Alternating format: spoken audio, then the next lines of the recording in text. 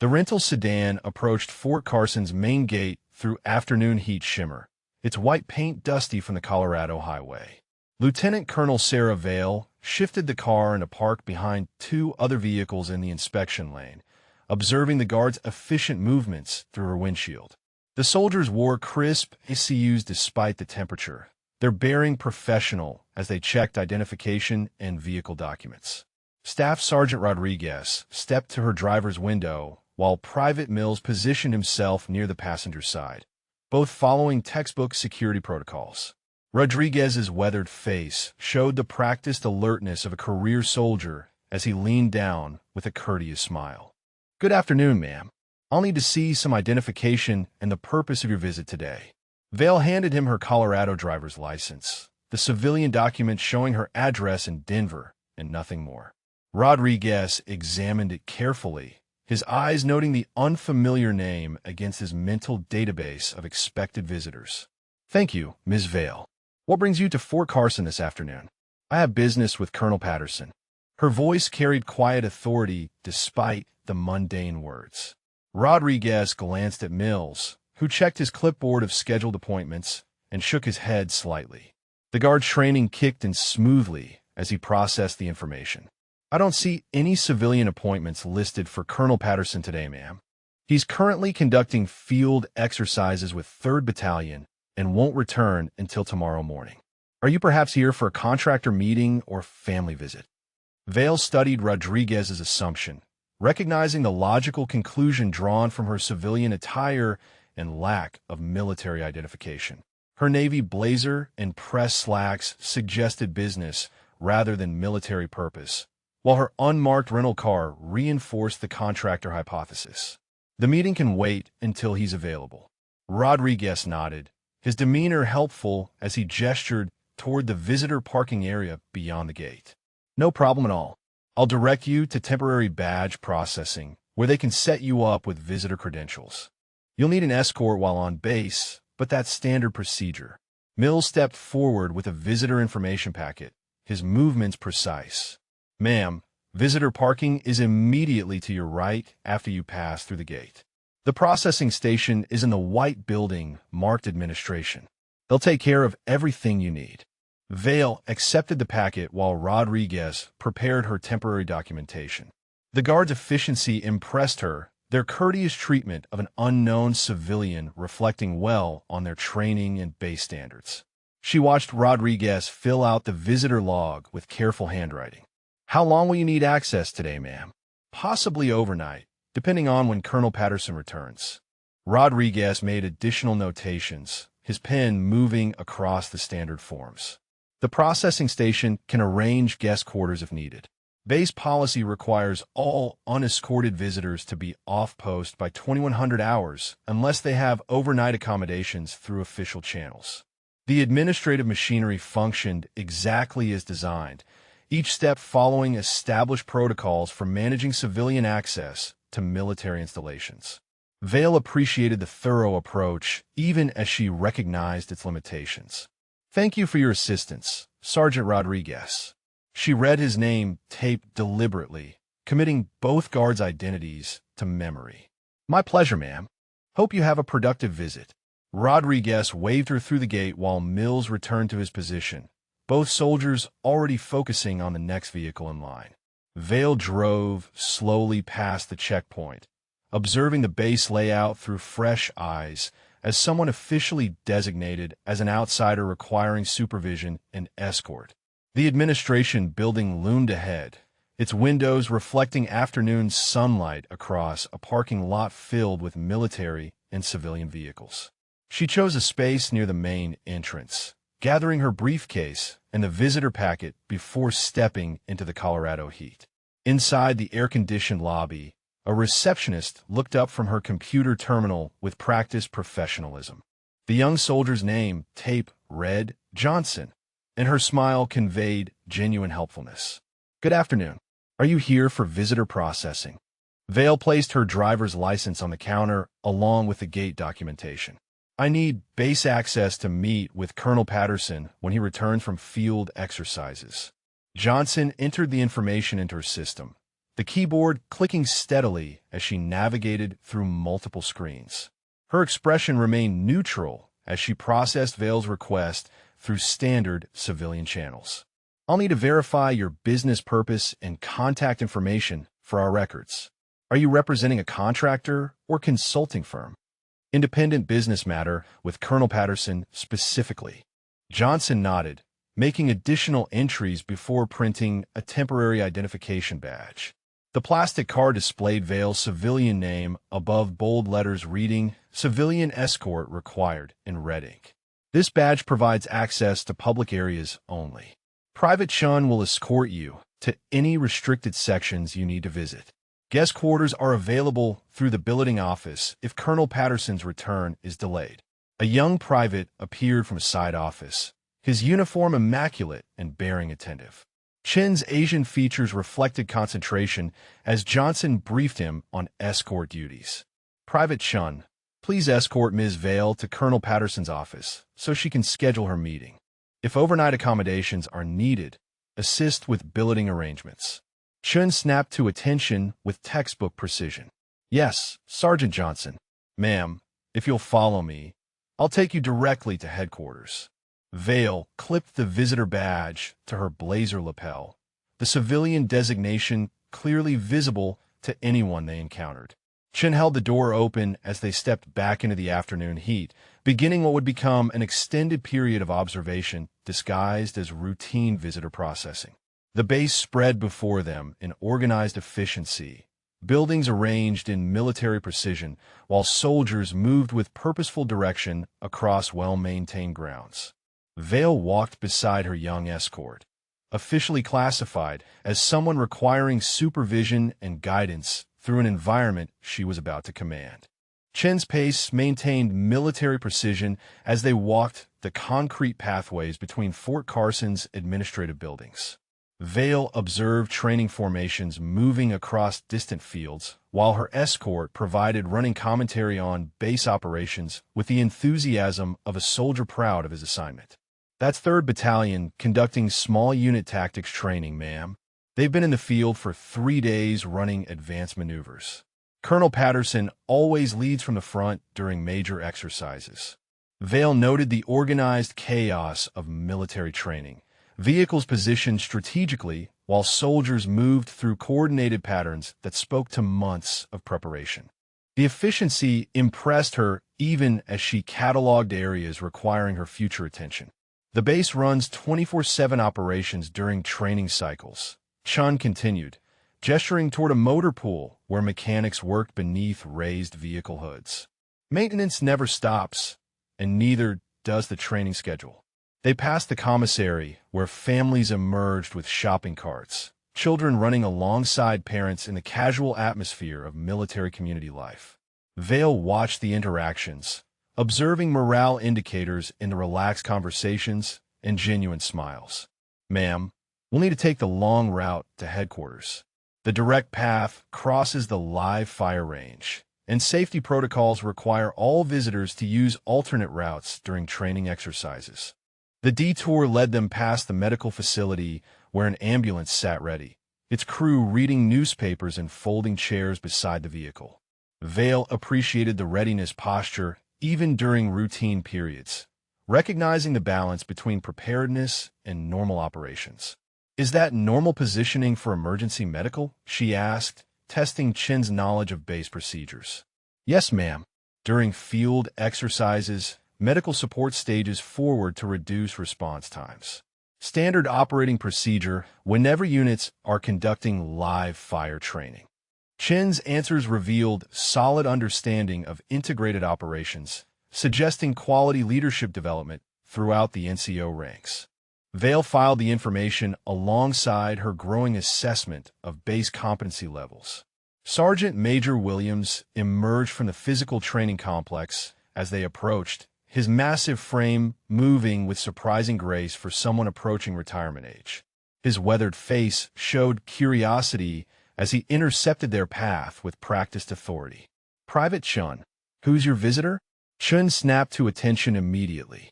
Sergeant Major Williams, this is Ms. Vale. She has business with Colonel Patterson and requires escort to headquarters. Williams studied Vale with the penetrating gaze of a senior NCO, accustomed to evaluating personnel quickly. His eyes took in her professional attire and confident bearing while processing Chin's introduction. "Colonel Patterson won't return until tomorrow morning, ma'am. What type of business brings a civilian consultant to Fort Carson?" Vale met his direct stare without wavering. "Administrative matters that can wait for his return." Williams nodded slowly, his expression suggesting respect for someone who answered questions without volunteering unnecessary information. "Chun, make sure she gets proper billeting if needed. No sense making a second trip from wherever she came from." "Roger, Sergeant Major. Already planned to assist with accommodations if required." Williams moved toward the training complex, while Chun guided Vale toward the headquarters building, their conversation brief, but revealing of command climate and NCO initiative.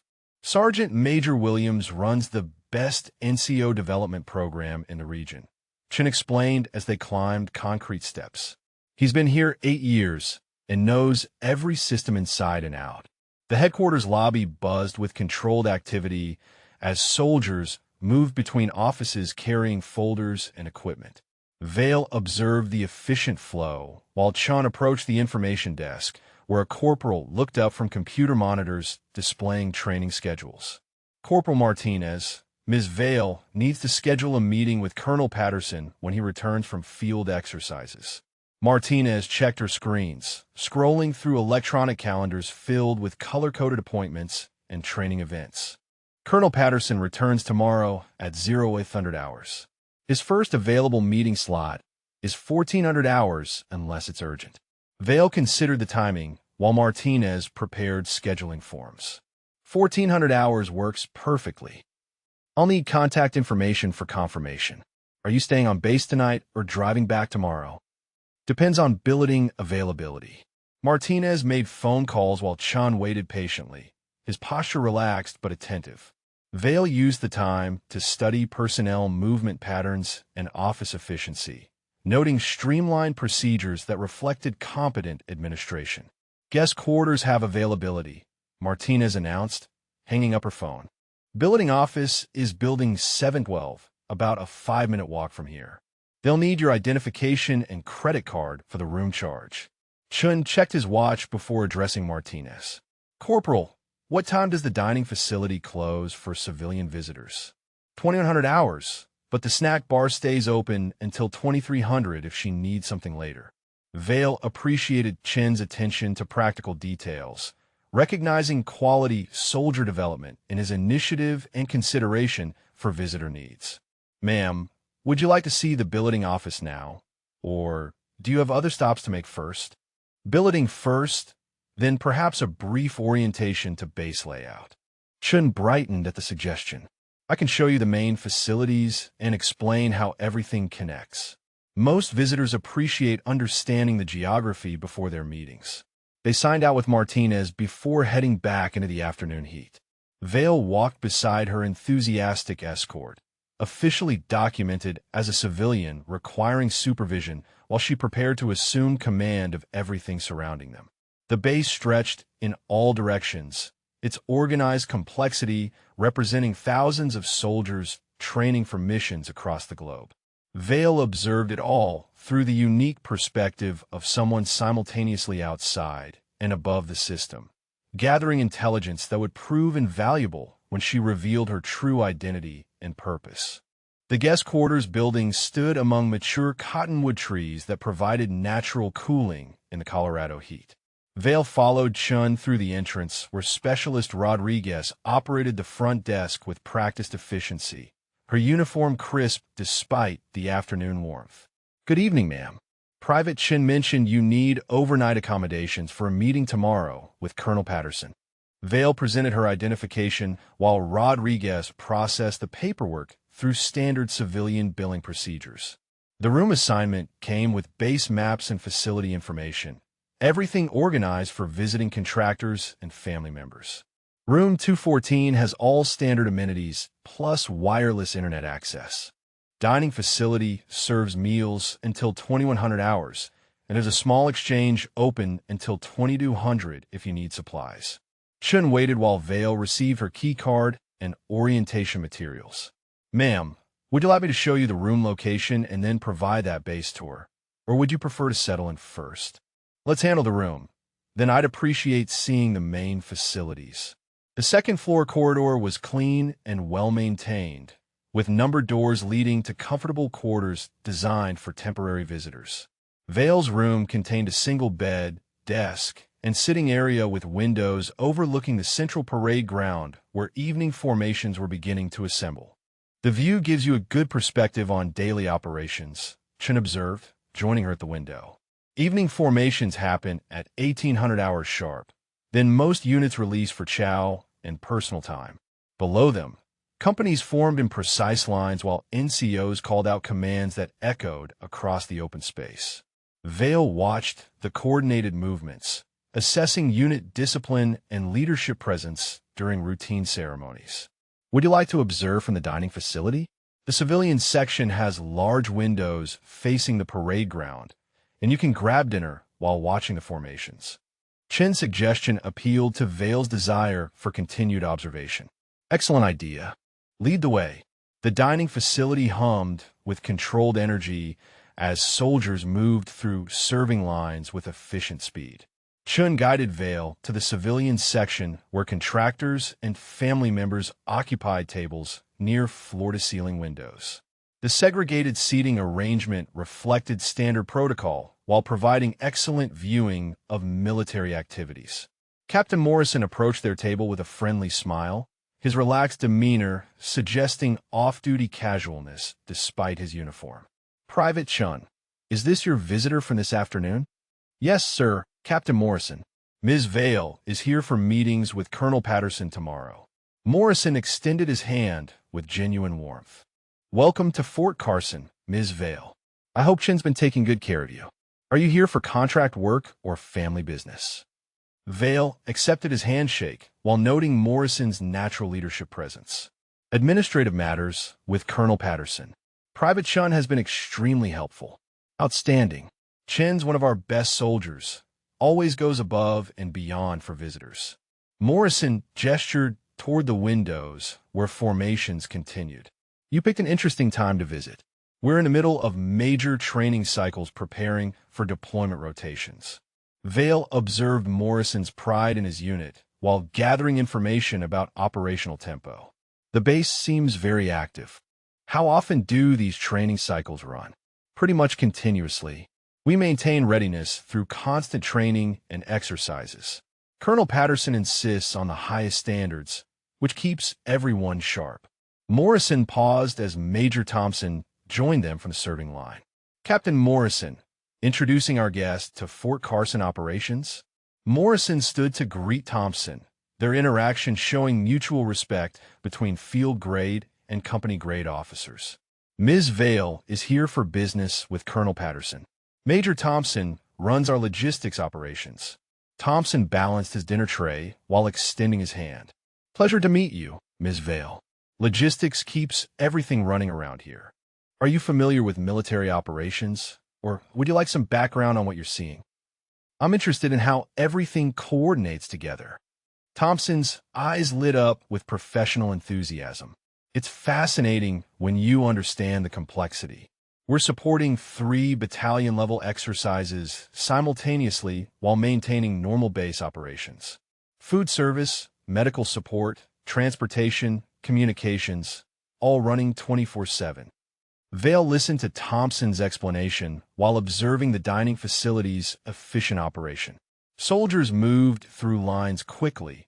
Conversations were relaxed but respectful, and cleanup procedures happened automatically without supervision. The current acting commander has done well maintaining operations during the transition period, Morrison added. Change of command can disrupt routines, but discipline and training continue without interruption. Thompson nodded agreement while cutting his dinner.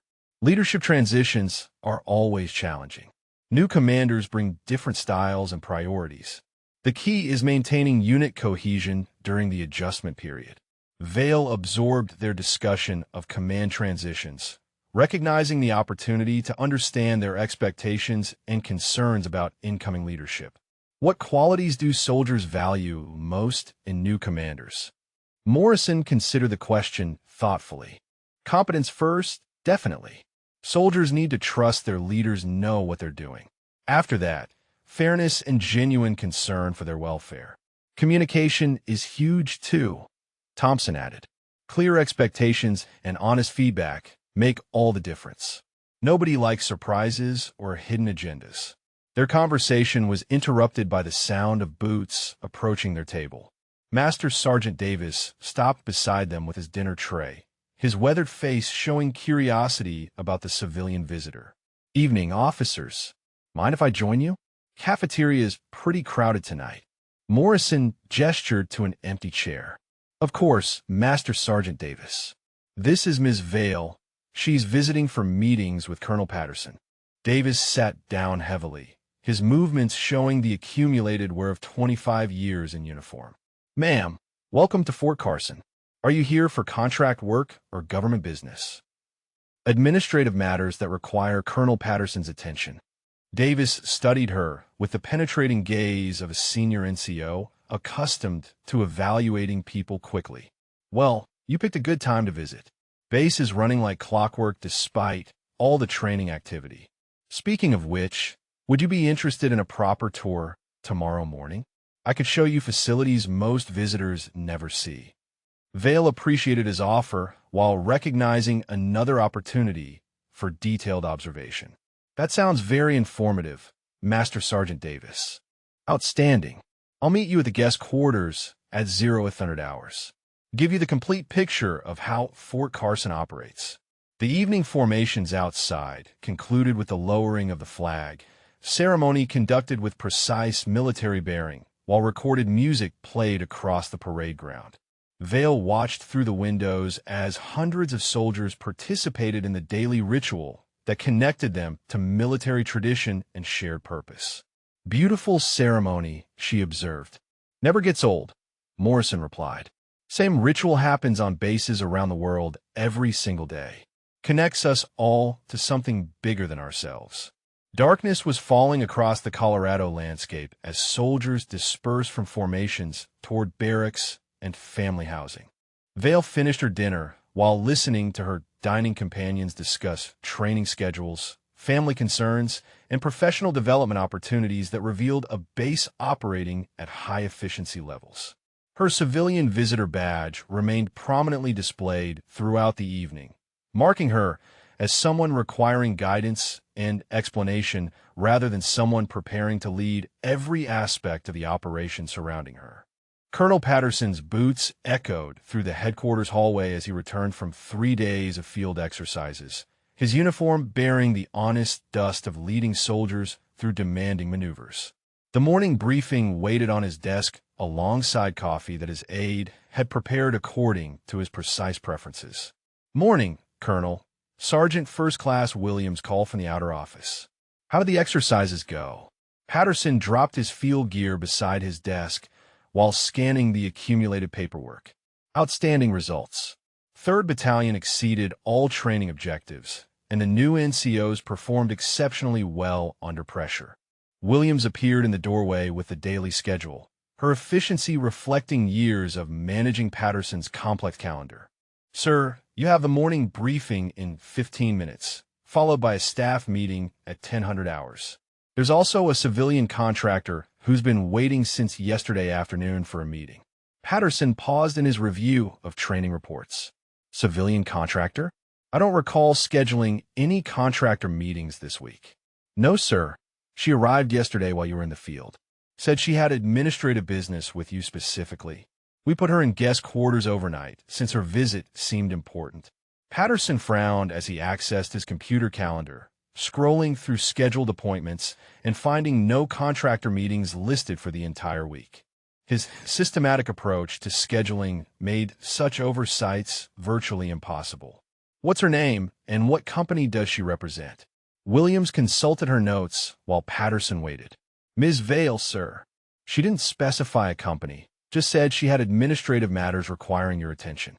The guard processed her as a standard civilian visitor. The name Vale triggered something in Patterson's memory as he opened his email inbox, scanning recent messages for anything he might have missed during the field exercises. His eyes stopped on a classified message from Regional Command dated 3 days earlier. Williams, pull up the visitor log from yesterday. I need to see exactly what information we have on this MS. Vadi.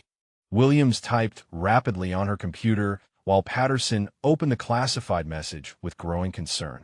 The subject line read, Command Transition Lieutenant Colonel Sarah Vale Assignment Orders, and his stomach dropped as he read the contents. Sir, the visitor log shows driver's license name Sarah Vale, civilian address in Denver, no military identification presented. Purpose of visit listed as administrative business with you. Patterson's face went pale as he stared at the assignment orders on his screen. Lieutenant Colonel Sarah Vale, his new commanding officer, scheduled to assume command of Fort Carson effective immediately upon arrival. The orders were dated 4 days ago, with a note that she would arrive for preliminary assessment before formal ceremony. Oh God, he whispered, his hands shaking as the full implications hit him. Williams, give me the guest quarters immediately, and find out exactly who has interacted with Ms. Vale since her arrival. Williams sensed the urgency in his voice. Sir, is there a problem? Patterson stood abruptly, his chair rolling backward as he grabbed his uniform jacket. That's not a civilian contractor, Williams. That's Lieutenant Colonel Vale, my new commanding officer. She's been wandering around this base for 24 hours being treated like a visitor because nobody recognized her. The blood drained from Williams' face as she processed the information. Sir, she's been escorted everywhere, eating in the civilian section of the dining facility, staying in guest quarters with a visitor badge marked civilian escort required. Give me a complete list of every person who interacted with her, every conversation, every service she received. And call the guest quarters right now to see if she's still there. Williams grabbed her phone while Patterson paced behind his desk, calculating the magnitude of the protocol failure. His new commanding officer had spent an entire day observing base operations while being treated as someone requiring supervision and guidance. Sir, guest quarters confirms she's still there. She's scheduled for a base tour with Master Sergeant Davis at 0800 hours. Patterson checked his watch and realized Davis was about to give the new commanding officer a tour while explaining basic military operations to her as if she were a curious civilian. Stop that tour immediately. Tell Davis to report to my office right now for urgent orders.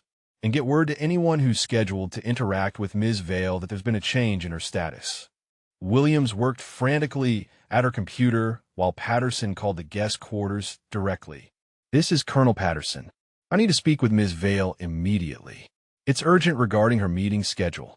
The desk clerk put him on hold while Patterson waited, his mind racing through all the conversations Vale must have heard about command transitions, leadership expectations, and base operations for personnel who had no idea they were speaking to their future commanding officer. Ms. Vale, this is Colonel Patterson. I've just returned from field exercises and discovered there's been a significant misunderstanding regarding your visit. Could you please report to my office immediately? I'll send an escort. Vale's calm voice came through the phone with professional composure.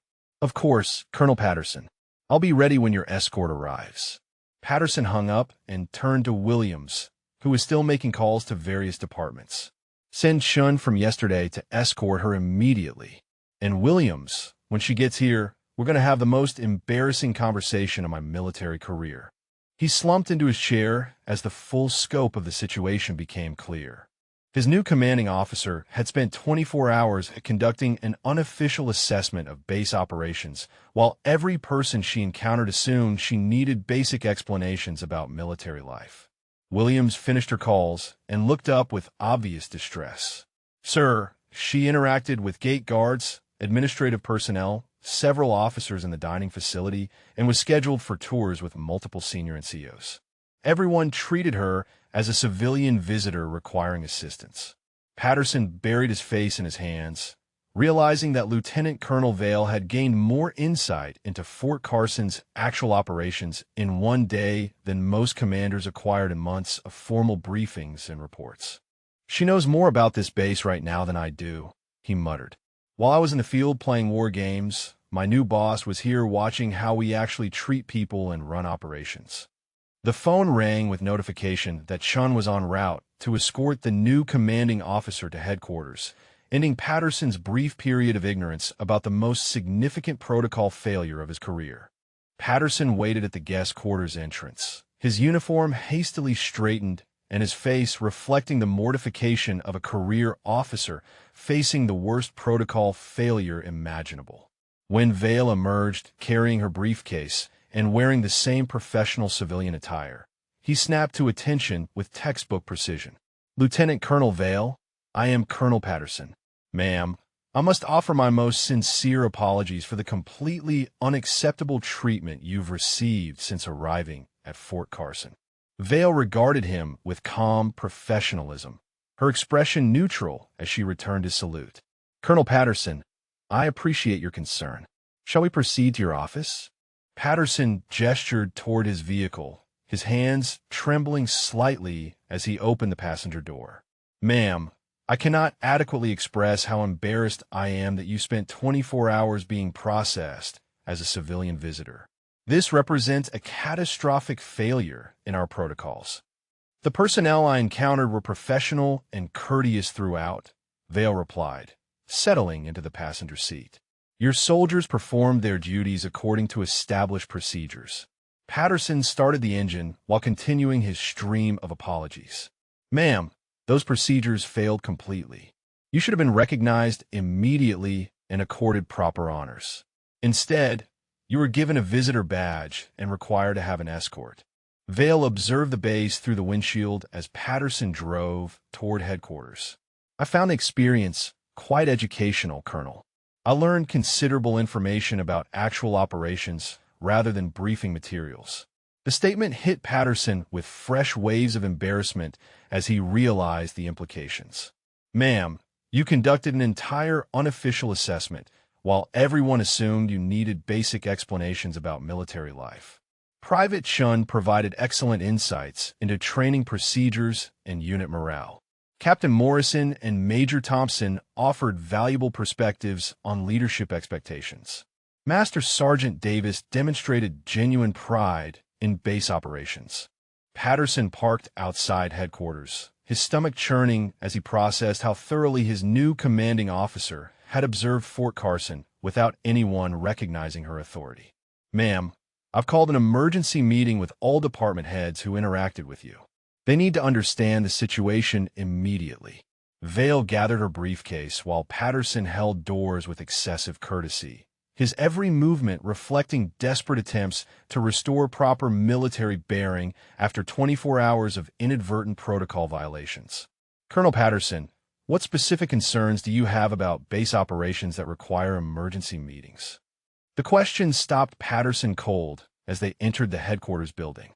"Ma'am, I'm concerned about how this incident reflects on our command climate and attention to detail. I observed excellent attention to detail throughout my stay. Security procedures were followed precisely, administrative processing was efficient, and personnel demonstrated genuine care for visitor welfare." Patterson's aide Williams stood as they approached, her face pale with obvious distress about the situation. "Ma'am, I'm Sergeant First Class Williams. I deeply apologize for the processing errors that occurred during your arrival." Vale acknowledged Williams professionally. "Your scheduling assistance yesterday was exemplary, Sergeant Williams. The accommodation arrangements worked perfectly for my needs." Williams looked confused by the lack of anger or disciplinary action in Vale's response. Patterson gestured toward his office while struggling to process his new commander's calm reaction to what he considered a major failure. "Ma'am, would you like coffee while I gather the duty rosters and personnel files you'll need for assuming command?" "Coffee would be appreciated. Also, I'd like current readiness reports and any assessment documents you've prepared about base operations." Patterson busied himself with coffee preparation while his mind raced through the accumulated intelligence Vale had gathered during her unrecognized stay. "Ma'am, what specific observations did you make during your unofficial assessment?" Vale accepted the coffee while settling into a chair facing Patterson's desk. Training operations appear well-coordinated with good NCO leadership. Facilities maintenance is excellent, and personnel morale seems high. Administrative efficiency exceeds what I expected. Each positive observation increased Patterson's bewilderment about Vale's reaction to the protocol failure. Ma'am, despite those positives, the fundamental failure to recognize your authority represents a serious breakdown. The failure was systemic rather than individual. Your personnel executed their duties correctly based on available information. Security guards verified civilian identification and processed me accordingly. Administrative staff followed visitor protocols precisely. Patterson retrieved files from his desk safe while pondering the implications of Vale's analysis. Ma'am, how do we prevent similar incidents in the future? Review identification procedures for military personnel arriving in civilian attire. Cross-reference visitor names against expected personnel transfers. Implement secondary verification for anyone requesting meetings with senior commanders. The practical solutions emerging from Vale's experience impressed Patterson despite his continued embarrassment about the situation. Ma'am, I've scheduled meetings with all affected department heads so you can address any concerns about their interactions with you. Vale sipped her coffee while reviewing the training reports Patterson provided. What specific concerns do the department heads have? They're worried about disciplinary action for treating their new commanding officer as a civilian visitor requiring guidance and assistance. Vale looked up from the reports with something approaching amusement. Colonel Patterson, your department heads treated an unknown civilian with courtesy, professionalism, and genuine helpfulness. Those are qualities I value highly in military personnel. Patterson felt some of his tension dissolving as he recognized Vale's perspective on the incident. Ma'am, so you're not planning any disciplinary actions related to the processing failure? I'm planning commendations for several personnel who demonstrated excellent customer service and genuine pride in their duties. Private Chin's escort services were outstanding, and both Captain Morrison and Major Thompson showed natural leadership in welcoming a visitor. The complete reversal from Patterson's expected scenario left him struggling to adjust his understanding of the situation and his new commanding officer's priorities. Ma'am, when would you like to meet with the department heads? Vale checked her watch while continuing to review operational reports. Schedule the meetings for this afternoon.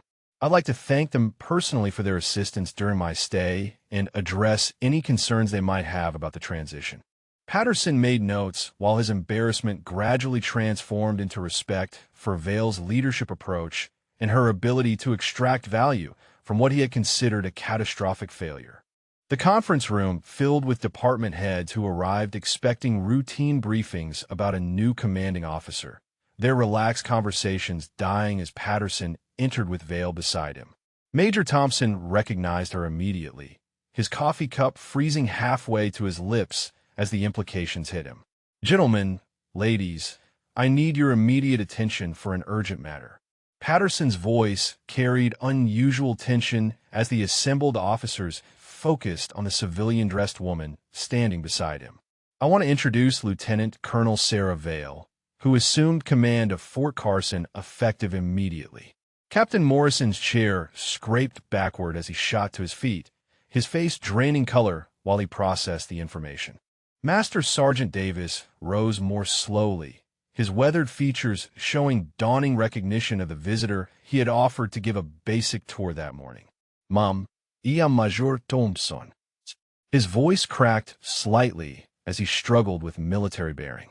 I deeply apologize for last evening's conversations.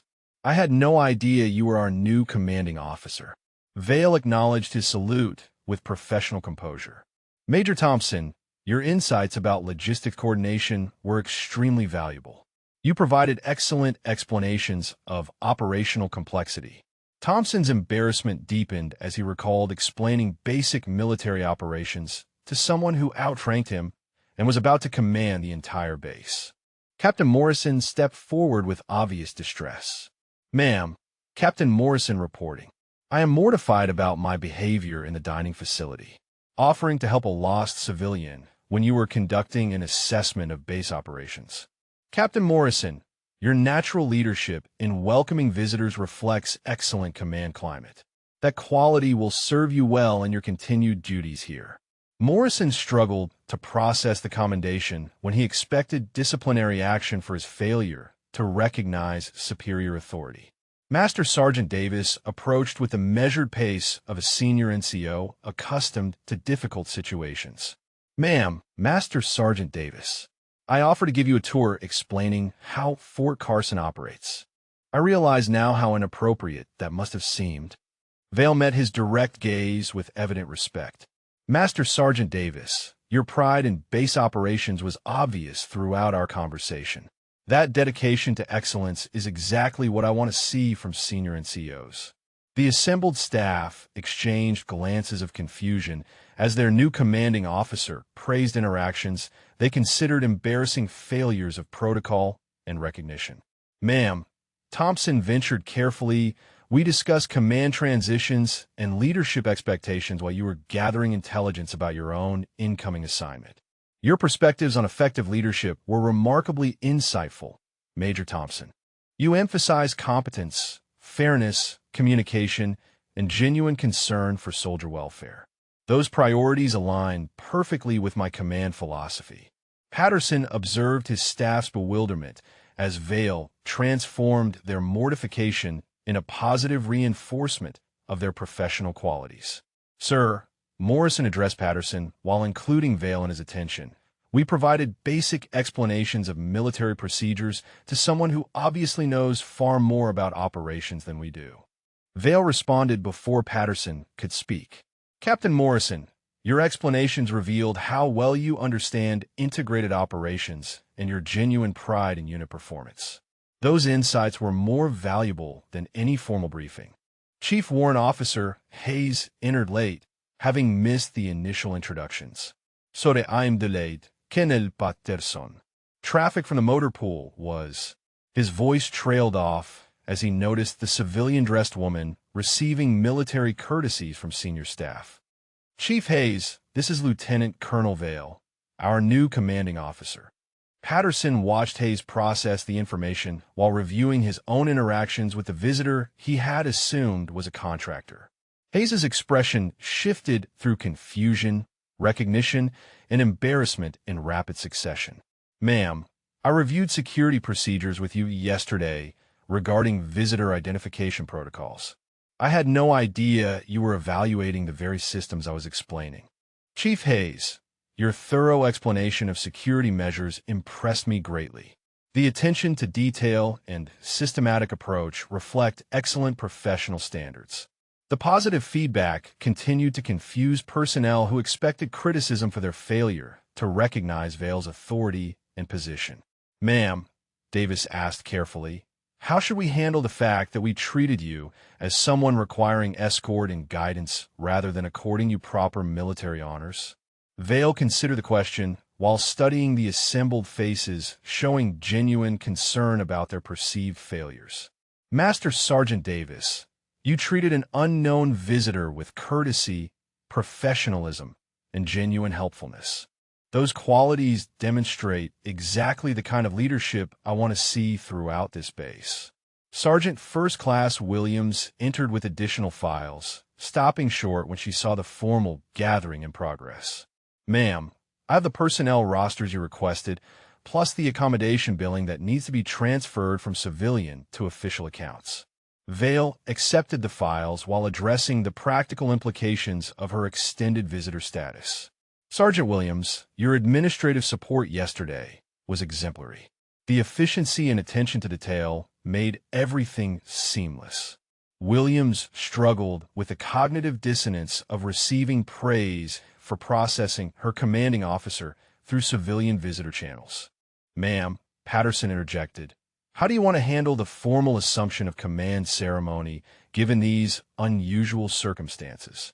Vale reviewed the personnel files while the department heads waited for guidance about their new relationship and any changes in duties or expectations.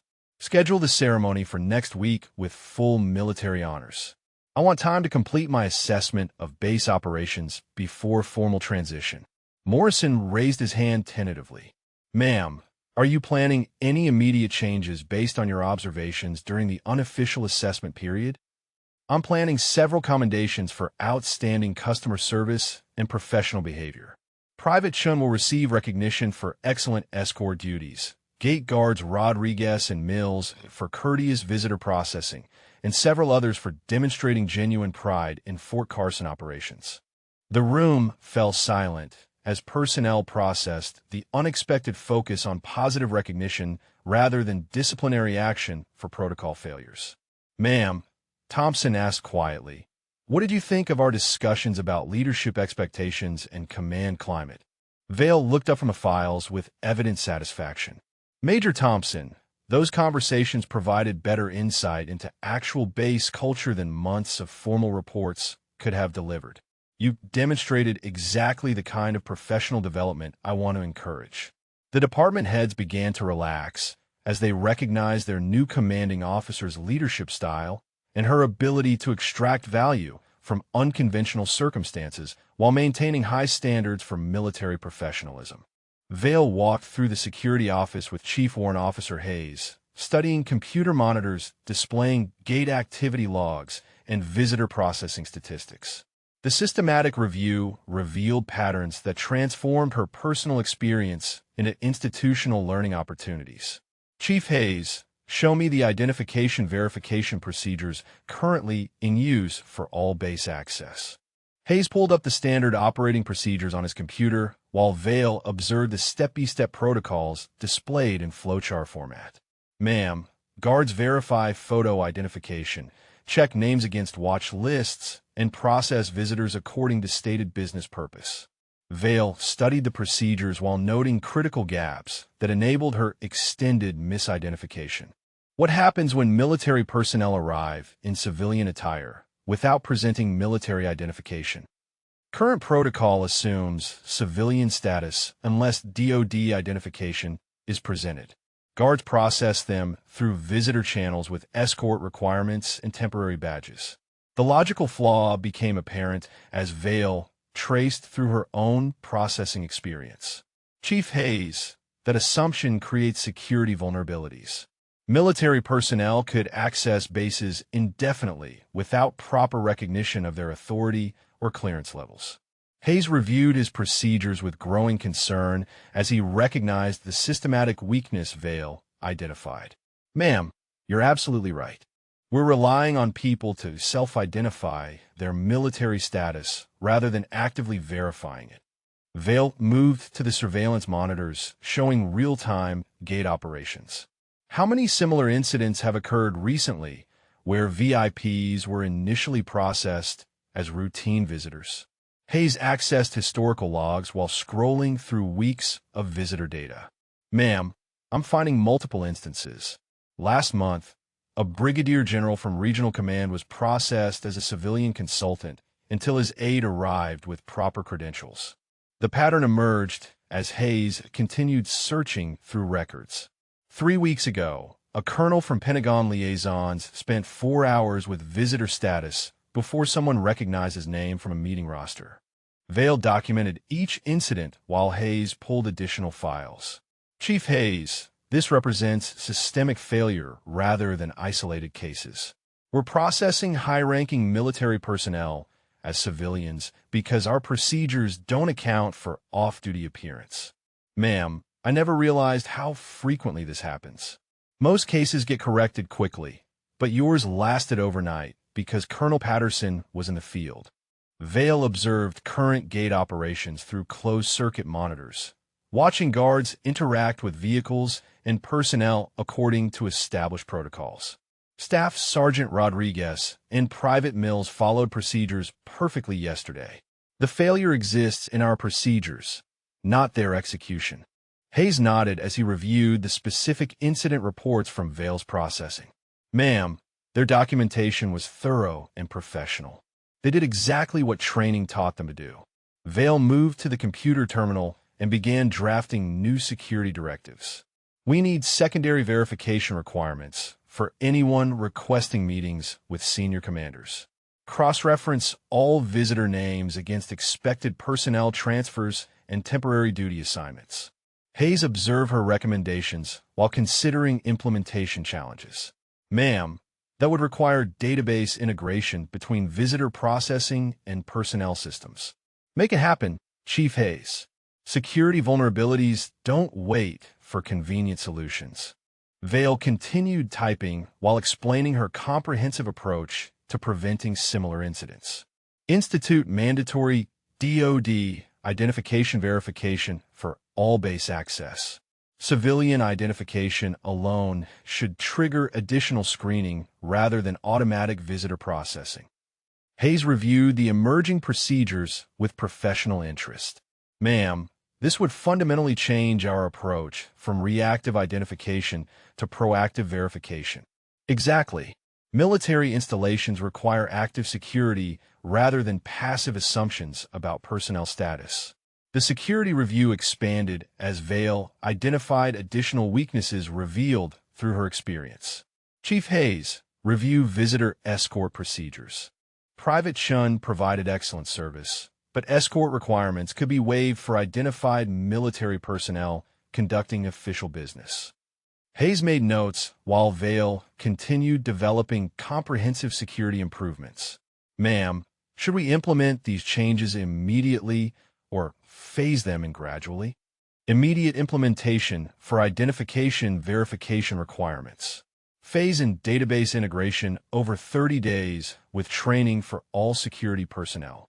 Vale access training records to review current security education programs. Schedule mandatory refresher training for all gate guards on recognition procedures and escalation protocols. Ma'am, I'll coordinate with the training NCO to develop scenarios based on your experience and the other incidents we identified. Vale reviewed the proposed training outline, while Hayes prepared implementation timelines. Include exercises where personnel arrive in civilian attire to test new procedures. Make recognition training realistic rather than theoretical. The comprehensive security overhaul took shape as Vale addressed each component of the systematic failure that enabled her extended misidentification. Chief Hayes, prepare briefing materials for regional command about these security improvements. Other installations likely face identical vulnerabilities. Hayes compiled the documentation while Vale continued refining procedures. Ma'am, this could become the standard for base security throughout the region. That's the objective, Chief Hayes. Transform individual incidents into institutional learning that improves security across multiple installations. Vale finished her computer work and prepared to review the physical security improvements needed at gate positions. Show me the actual checkpoint configuration and how we can enhance recognition capabilities. Hayes gathered his equipment while Vale headed toward the main gate. Her systematic approach, converting embarrassing protocol failure into comprehensive security enhancement that would prevent similar incidents throughout the military system. The transformation from victim of procedural gaps into architect of security improvements demonstrated Vale's leadership approach of extracting maximum value from unexpected circumstances while maintaining focus on institutional excellence. The story spread through Fort Carson's communication networks with the speed that only military gossip could achieve, traveling from the dining facility through barracks conversations to reach every corner of the base within hours. Soldiers discussed the implications during smoke breaks, between training exercises, and in the informal spaces where real military culture developed. Sergeant Williams found herself fielding questions from curious personnel who wanted details about the new commander's unconventional arrival. She spent 24 hours being escorted around like a civilian contractor. Gate guards, dining facility staff, guest quarters personnel, everyone treated her like she needed basic explanations about military life. Private Chun became something of a celebrity among his peers, who pressed him for insider details about escorting the commanding officer without knowing her identity. She asked good questions and really listened to my answers. Never acted superior or impatient, just genuinely interested in how everything worked. The enlisted quarters buzzed with discussions about recognition, authority, and the assumptions soldiers made about rank and position based on appearance and context. Makes you think about how we judge people observed Specialist Martinez during evening formation. Someone in civilian clothes gets treated completely different than someone in uniform, even if they outrank everybody on base. Conversations evolved beyond simple gossip into serious consideration of military bearing, respect, and professional recognition that transcended uniform requirements. Chaplain Foster noticed increased attendance at his counseling sessions as personnel struggled with embarrassment about their interactions with Vale during her unrecognized period. "Colonel, I've had 6 soldiers come to me worried about career implications from treating the new commander like a civilian visitor." Vale met with Foster in his office, reviewing the psychological impact on personnel who felt they had committed professional failures. "Chaplain Foster, what specific concerns are they expressing?" "Guilt about explaining basic procedures to someone who obviously knew more than they did. Embarrassment about offering assistance to their commanding officer. Fear that their helpful behavior might be seen as condescending." Vale considered the broader implications while Foster described individual cases. "These soldiers demonstrated exactly the qualities I want to see throughout the base: professional courtesy, genuine helpfulness, and pride in their duties." Foster nodded as he recognized Vale's perspective on the situation. "Ma'am, they're having trouble reconciling their positive intentions with what they perceive as protocol failures. Schedule a base-wide assembly." "Chaplain Foster, I want to address these concerns directly rather than allowing misconceptions to develop." The base newspaper office received an unusual visit as Vale met with Staff Sergeant Chun, the editor responsible for internal communications. "Sergeant Chun, I want to discuss covering my arrival experience as a learning opportunity rather than a protocol failure." Chun activated his recording equipment while considering the public relations implications. "Ma'am, how do you want a story framed for internal and external audiences?" "Focus on the professionalism displayed by personnel who treated an unknown visitor with courtesy and genuine assistance. Emphasize the positive aspects of soldier behavior rather than the administrative confusion." Chun made notes while Vale outlined her communication strategy. "Ma'am, this could actually improve base morale by highlighting the quality of our personnel rather than focusing on procedural gaps." Vale reviewed Chin's preliminary article draft, ensuring the narrative emphasized soldier excellence rather than institutional failure. "Include specific examples of outstanding customer service and professional behavior. Make this a celebration of Fort Carson's culture rather than an embarrassment." Training schedules throughout the base incorporated discussions about recognition, respect, and military bearing that extended beyond uniform requirements. Company commanders received guidance about addressing the psychological impact on their soldiers. Captain Morrison assembled his company for informal discussion about the incident and its implications for professional development. The new commander spent 24 hours observing how we actually treat people, not how we think we treat them. His soldiers asked pointed questions about recognition protocols and the assumptions they made about authority based on appearance rather than actual rank or position. "Sir," asked Corporal Davis, "how do we balance security requirements with treating everyone professionally regardless of how they look?" Morrison considered the question while recognizing its relevance to broader military culture. "We treat everyone with military courtesy while following proper identification procedures. Professional behavior shouldn't depend on recognizing someone's rank." Similar conversations occurred throughout Fort Carson as the incident prompted self-examination about respect, recognition, and the assumptions underlying daily military interactions. Vale observed training formations from her office window, noting increased attention to military bearing and courteous interaction between personnel of different ranks and backgrounds. "The story's having a positive impact on base culture," Patterson reported during their daily briefing. "Soldiers are more conscious of treating everyone professionally regardless of their assumptions about status or position." Vale reviewed incident reports showing improved customer service in administrative offices and more courteous treatment of visitors throughout the base. Colonel Patterson, this demonstrates how individual incidents can drive institutional improvement when handled correctly. If you're listening to this from somewhere outside of Colorado, I'd love to hear where you're tuning in from and whether your area has any military connections that make these stories particularly meaningful to you. The ripple effects continued expanding as personnel recognized the broader implications of Vale's experience for their own professional development and the base's reputation for excellence in all aspects of military operations. The parade ground gleamed under morning sunlight as Fort Carson prepared for the formal change of command ceremony, with companies formed in precise lines stretching across the immaculate field. General Mitchell's helicopter approached from the east, its rotors creating rhythmic thunder that announced the arrival of Regional Command Authority. Vale stood in her dress blue uniform for the first time since arriving at Fort Carson, the transformation from civilian visitor to commanding officer complete in every visible detail.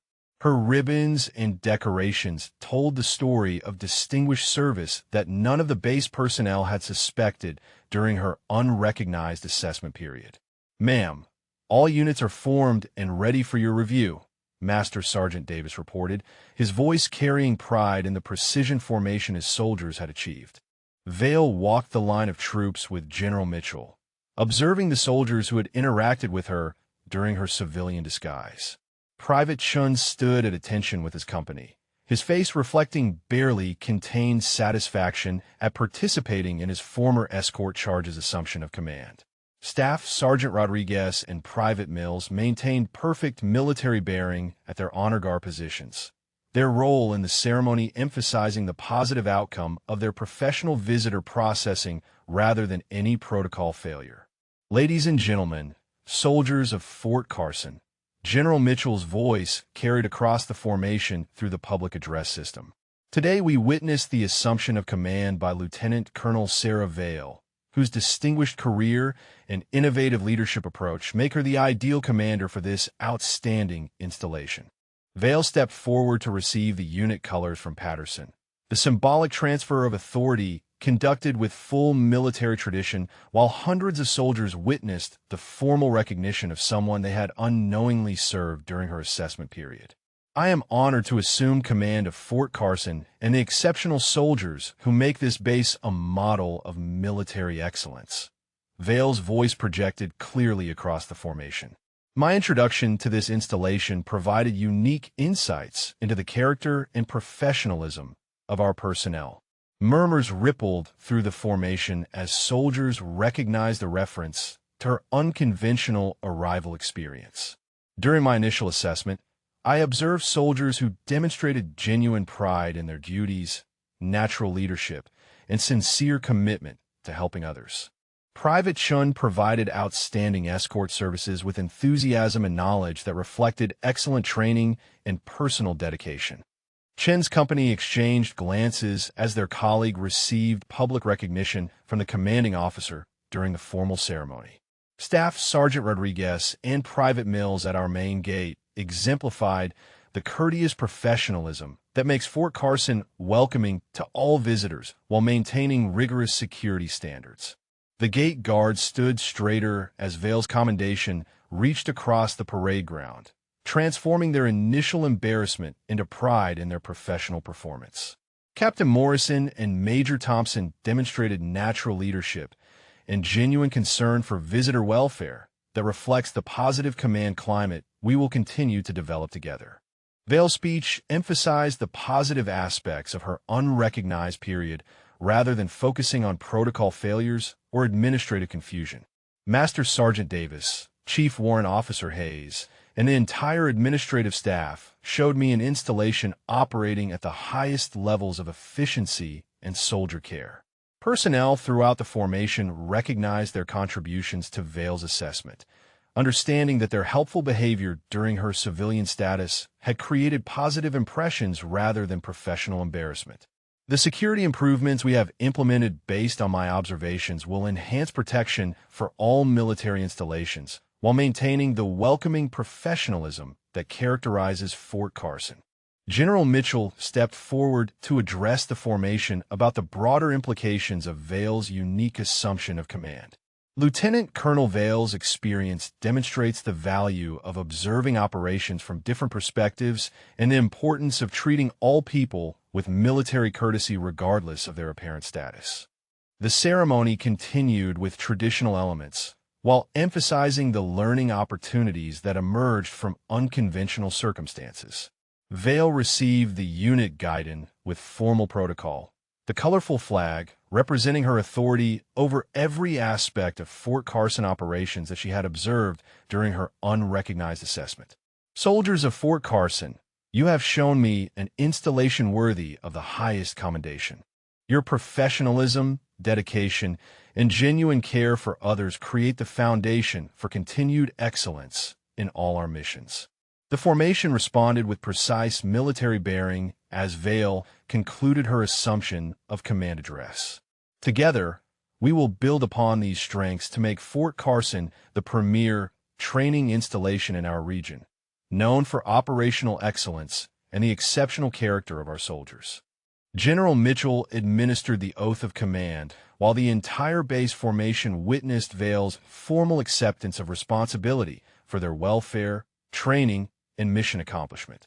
I do solemnly swear to discharge the duties of command with honor, integrity, and unwavering commitment to the soldiers entrusted to my care. The ceremony concluded with pass in review as companies marched past their new commanding officer, each unit demonstrating the precision and pride that had impressed Vale during her civilian observation period. Private Chin's eyes met Vale's briefly as his company passed the reviewing stand, their shared understanding of his excellent escort duties creating a moment of mutual recognition and respect. The formal assumption of command transformed Vale's unique arrival experience into an official foundation for her leadership approach, emphasizing observation, assessment, and genuine appreciation for soldier excellence in all circumstances. Vale reviewed the monthly readiness reports spread across her desk, the statistical improvements reflecting institutional changes that emerged from her unconventional introduction to Fort Carson. Training scores had increased across all measure categories, while administrative efficiency reached levels that impressed regional command inspectors. Ma'am, physical training test scores are up 12% this month, reported Captain Morrison during the weekly staff meeting. Soldiers are more motivated and focused during training exercises. Vale studied the detailed breakdowns while noting improvements that extended beyond simple numerical increases. Captain Morrison, what factors are driving the performance improvements? Increased attention to military bearing and professional development, ma'am. The discussion about recognition and respect has motivated soldiers to excel in all aspects of their duties. Major Thompson presented logistics statistics showing enhanced efficiency in supply chain management and equipment maintenance. Ma'am, requisition processing time has decreased by 18% while accuracy rates improved significantly. Vale reviewed Thompson's charts while considering the psychological factors underlying operational improvements. Major Thompson, how are administrative changes affecting overall base operations? The emphasis on treating everyone professionally regardless of their apparent status has improved cooperation between departments. Personnel are more willing to go above and beyond their basic requirements. Chief Warrant Officer Hayes delivered security briefing materials highlighting the success of enhanced identification procedures implemented after Vale's arrival experience. Ma'am, the new protocols have prevented 4 separate incidents where VIPs were initially misidentified. Regional Command has requested our procedures for implementation at other installations. Vale studied incident reports showing systematic prevention of protocol failures that previously occurred regularly throughout the military system. Chief Hayes, what feedback have we received from other bases implementing our security improvements?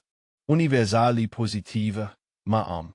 Fort Campbell, Fort Hood, and Camp Lejeune all report similar improvements in visitor processing and VIP recognition. The ripple effects of institutional learning continued expanding beyond Fort Carson's boundaries as other installations adopted procedures developed from Vale's unique arrival experience.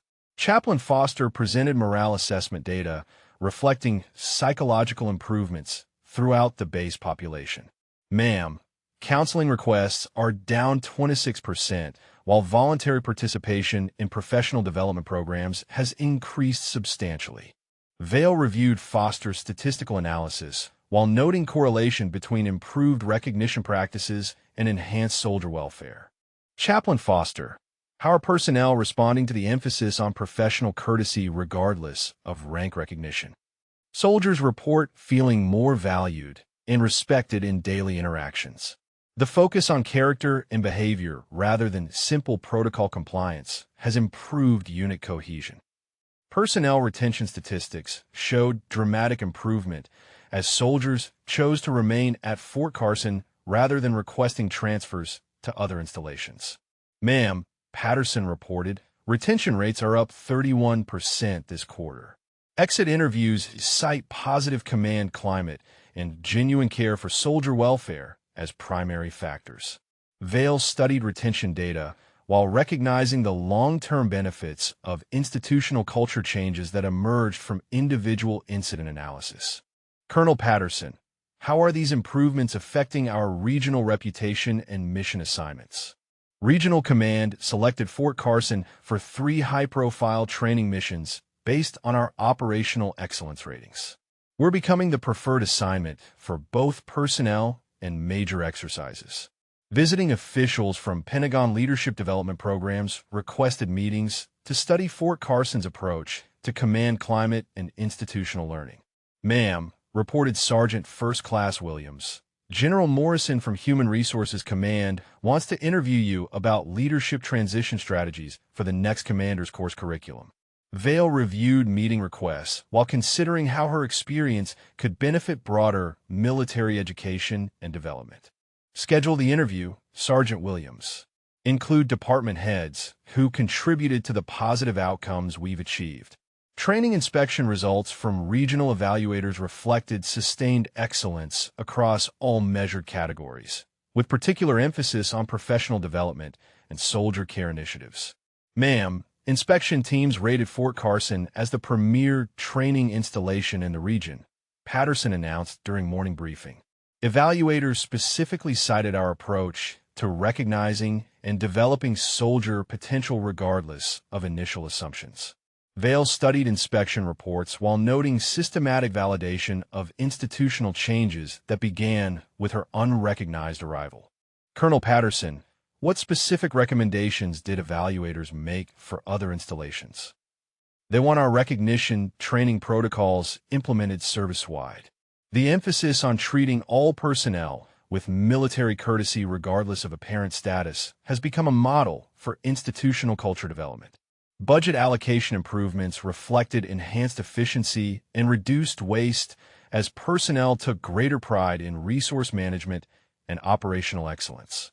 Ma'am, operating costs decreased 15% while mission capability increased across all categories, reported Major Thompson. Soldiers are taking better care of equipment and facilities because they feel personally invested in base success. Vail reviewed financial data while recognizing the economic benefits of improved morale and institutional pride. Major Thompson, how are these improvements affecting our ability to support expanded training missions? We can accommodate 30% more training exercises without additional resources. Enhanced efficiency and soldier motivation allow us to do more with existing capabilities. The transformation from individual protocol failure into institutional excellence demonstrated the value of extracting learning opportunities from unexpected circumstances while maintaining focus on soldier development and mission accomplishment. Vail prepared for her afternoon meeting with regional command representatives who wanted to document Fort Carson's success story for broader military application. The regional commander's conference room filled with senior officers from installations across 3 states. Their attention focused on Vail as she prepared to present the Fort Carson experience as a case study in unconventional leadership assessment. General Morrison's introduction emphasized the broader implications of individual incident analysis for institutional improvement. Ladies and gentlemen, Lieutenant Colonel Vale's unique assumption of command has generated the most significant security and culture improvements we've seen in recent years. Her presentation today will fundamentally change how we approach leadership transitions. Vale activated the presentation display while addressing colleagues who commanded installations facing similar challenges with visitor processing and personnel recognition. The incident at Fort Carson revealed systematic vulnerabilities in our identification procedures that extend far beyond individual protocol failures. More importantly, it demonstrated the value of observing operations from unconventional perspectives. Colonel Harrison from Fort Stewart raised his hand during the briefing. "Ma'am, how do you recommend implementing similar assessment approaches without compromising security or creating administrative confusion?" Vale advanced to her next slide, showing security improvement statistics. Colonel Harrison, "The key is systematic verification rather than assumption-based processing. Military personnel in civilian attire should trigger enhanced screening, not automatic civilian classification." The presentation continued with detailed analysis of procedural gaps that enabled Vale's extended misidentification, along with specific recommendations for preventing similar incidents. Cross-reference all visitor names against expected personnel transfers and temporary duty assignments. Database integration between visitor processing and personnel systems eliminates most recognition failures. Lieutenant Colonel Martinez from Camp Pendleton asked about implementation costs and training requirements. "Ma'am, what resources are needed to establish these enhanced procedures at installations with different operational tempos?" Vale reviewed cost-benefit analysis while addressing practical implementation concerns. Lieutenant Colonel Martinez, "Initial database integration requires moderate investment, but ongoing benefits include reduced security risks and improved customer service that justifies the expenditure." Training materials developed from Fort Carson's experience were distributed to all conference participants, including scenario-based exercises for testing new procedures with realistic challenges. Practice exercises where personnel arrive in civilian attire provide excellent training opportunities. Make recognition challenges realistic rather than theoretical to ensure procedures work under actual conditions. The discussion expanded to broader implications for military culture and professional development as commanders recognized applications beyond simple security improvements. The emphasis on treating all personnel with military courtesy regardless of apparent status has improved unit cohesion and morale throughout our installation, observed Colonel Thompson from Fort Benning. Vale nodded while advancing to slides showing Fort Carson's morale and retention improvements. Colonel Thompson, "That cultural change represents the most significant long-term benefit. Professional courtesy shouldn't depend on recognizing someone's rank or position." Questions from the audience revealed widespread interest in implementing similar programs at their installations, with particular focus on training junior personnel in recognition and respect protocols. "Ma'am," asked Major General Stevens, "how do we balance security requirements with the professional courtesy emphasis you're describing?" Vale addressed the senior officer while considering policy implications for multiple installations. General Stevens, "Enhanced security through systematic verification actually enables better customer service by eliminating assumptions and providing accurate information about visitor status." The conference continued with detailed discussion of implementation strategies, timeline recommendations, and resource allocation for installations with varying capabilities and operational requirements. Start with identification verification upgrades while developing training programs for recognition and courtesy protocols. Gradual implementation allows adjustment based on lessons learned during initial phases. Regional command representatives took extensive notes while Vale presented statistical evidence of Fort Carson's improvements in readiness, morale, retention, and operational efficiency. The transformation from individual incident into institutional learning demonstrates the value of systematic analysis rather than simple corrective action. Every unexpected event contains improvement opportunities if analyzed properly. Command and Staff College representatives requested permission to include Vale's experience in their leadership curriculum for newly promoted field grade officers. Ma'am, this case study provides excellent material for discussing observation skills, cultural assessment, and institutional learning, explained Colonel Roberts from the War College. Would you be available for guest lectures on unconventional leadership approaches?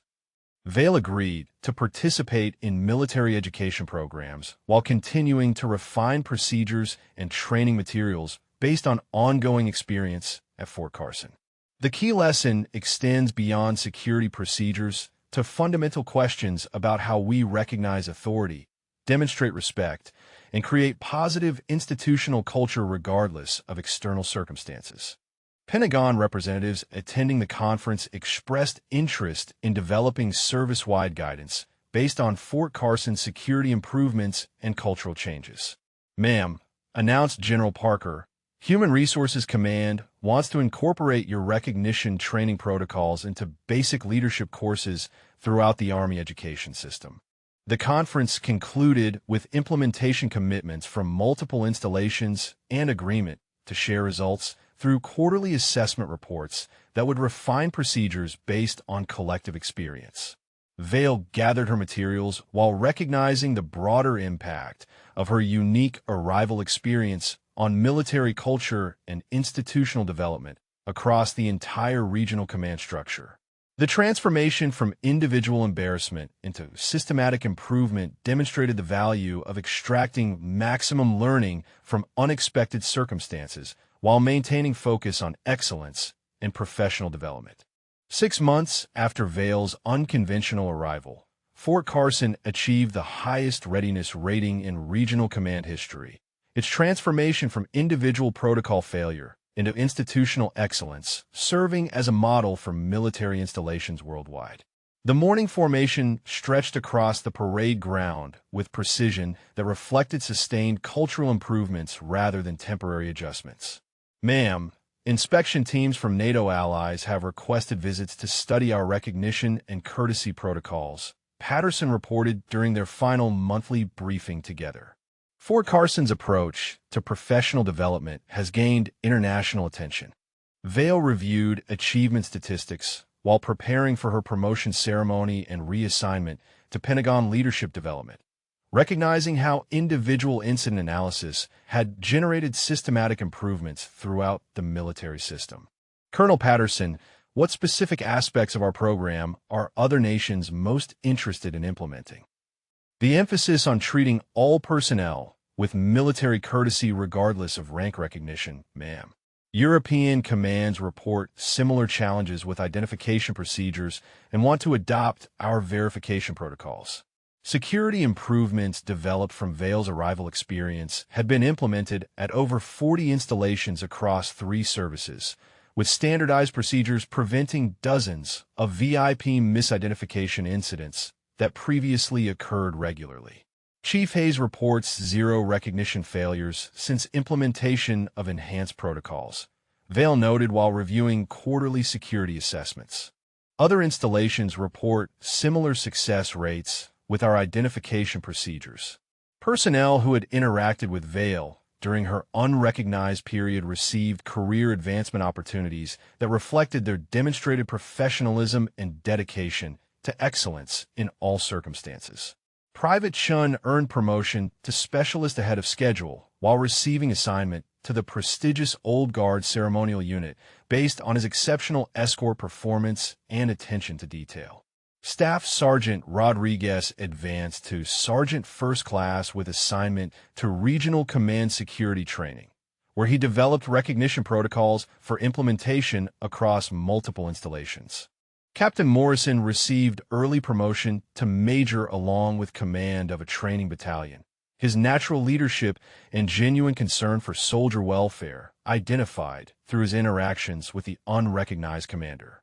The ripple effects continue expanding beyond our initial expectations, Vale observed while reviewing personnel development reports. Individual excellence during unexpected circumstances has created career opportunities that might not have emerged through routine evaluations. Master Sergeant Davis received selection for the Sergeant Major Academy, with strong recommendations based on his pride in base operations and willingness to share knowledge with all visitors regardless of their parent status. Major Thompson earned assignment to Pentagon Logistics Planning, his expertise in coordination and efficiency recognized through his helpful explanations of integrated operations to someone he assumed needed basic military education. The base visitor management system had been completely redesigned based on lessons learned from Vale's experience, with new regulations requiring personal recognition training for all security personnel throughout the military. Ma'am, Department of Defense has adopted our procedures as the new standard for all installations, Williams reported while preparing Vale's transition documents. Every military academy now includes recognition training in their leadership curricula. Vale's arrival story became required reading at Command and Staff College, with case study analysis focusing on observation skills, cultural assessment, and the value of extracting learning opportunities from unexpected circumstances. Students consistently identify the importance of treating all people with professional courtesy regardless of initial assumptions about their status or authority, reported Colonel Roberts during their final education coordination meeting. Regional command statistics showed sustained improvements in retention, morale, and operational efficiency at installations that implemented Fort Carson's recognition and courtesy protocols. Ma'am, retention rates across the region are up 28% since implementing your approaches to professional development and soldier recognition, General Mitchell announced during Vale's promotion ceremony.